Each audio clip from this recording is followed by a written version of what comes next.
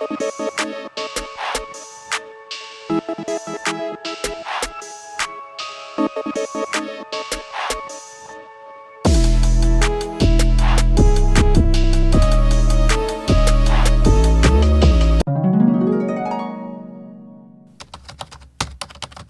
you're still here preying at this point, I commend you. You got a whole house to tidy, but here you are. And I get it. Your egg's up. You want to see more gifts. Some of you sitting there watching, talking about, if that was me, I would have copped some green lingerie instead of that t-shirt. Because shut your purple gums up. Nobody asked you. Dusty disappointment. Why can't you just sit back and watch the footage? You know them ones there. Be quiet, man.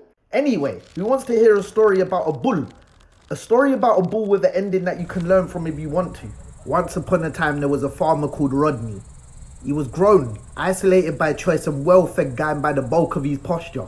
That man was clearly snacking on beautiful cattle he tended to on a daily basis, calm. On Rodney's rich, healthy-looking land, every day he was enjoying himself some cold, fresh milk, eggs in bare different ways from the hens, you get me? Omelets, scrambled, fried on Fridays, doing the most. Bacon strips from the pigs. That man was just putting anything in their mouth. Strips of swine. Anyway, forget all that. All that was just side bits to the main meals, accessories if you will. The true protein Rodney was munching on a regular, that provided him with his podgy vessel, was the buff balls he butchered with his blade and boxed down. Ooh! Chunky cow chewing, plumping them all up with the finest of organical grasses, seeds, granules. I don't know farmer stuff, but whatever it takes to get that wagooness. Rodney was on that, feeding them well. But don't get it twisted, he was only nicing them so he could nice himself in turn. A calm trade. All well and good, it's a cycle of life. But then man overindulged and got rounder and rounder and rounder. It got to the point Rodney couldn't even bop anymore, the greedy fool. His lust for milk, piggy pieces of moist Minotaurus meat rewarded him with demobilizations. I don't even know if that's a real word, but it sounds fitting. Anyway, before I start giving myself joke and scatty the story. Now being porch bound didn't stop Rodney from devouring the swine, milk and steak because he hired help to continue feeding. The cattle, air quotes, the Minotauruses, one in particular, let's name her Christina because she looks like a Christina.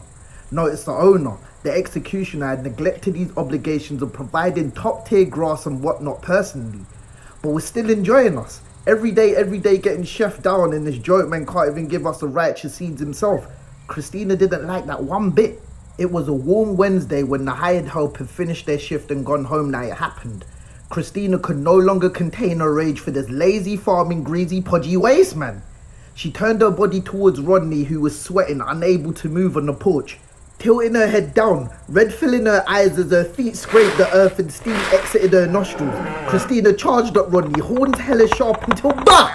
Bullseye! Christina hit her mark, upgrading that fool's look with 2 buff holes to leak from. Moral of the story, respect what you eat or be undone by what you consume.